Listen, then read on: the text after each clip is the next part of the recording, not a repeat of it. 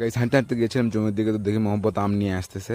তো আম নিয়ে আসতে জানে তো অবশ্যই চুরির আম। তো মহব্বতকে বললাম তুমি আম ছিলতে লাগো। মহব্বত আম ছিলতেছিল, এই ফাঁকে আমি আবার নিশাত আর নাবিল আর ইউসুফের সঙ্গে একটু মজা করতেছিলাম। আম ছেলা শেষ হয়ে গেলে তখন আমি আবার আমগুলো নিয়ে ধুয়ে নিচ্ছিলাম, যেহেতু আমি থাকে আঠা আঠা খালি হবে ঘা। তো পানি সুন্দর করে ধুয়ে নিয়ে তারপর মহব্বতকে বললাম তুমি একটু স্লাইস করো, স্লাইস করলে আমগুলো ছোট ছোট হবে, খেতে ভালো হবে। তো তারা স্লাইস করা, তাদের এত ঢিল ছিল, হ্যাঁ, তাদের থেকে কেড়ে নিয়ে আমি অনেক স্পিড আপ করে দিই। আমি নিজে মনে করেন যে হিরো হয়ে গেলাম ওখানে, আম ছিলতেছিলাম। এরপরে আসলে নিশাদকে বললাম কাকা তুমি একটু খাও কাসুম দি। নিশাদ দেখি একের পর এক মনে করেন যে শাটান দিচ্ছে। আর এই যে আপনারা দেখতে পাচ্ছেন এই যে কারা কারা ছিল। আর এই যে যেটা দেখাচ্ছি সেটা আমরা বলি কাসুম। আমাদের এদিকে কাসুম অনেক স্বাদ করে বানাই, কিন্তু আমরা শুধু বানাইছি হচ্ছে গুঁড়া মরিচ আর হচ্ছে দিয়ে লবণ দিয়ে। তো আমি যে বাইটটা খাচ্ছি, আমার মুখে এখন মনে করেন যে পানি চলে আসে।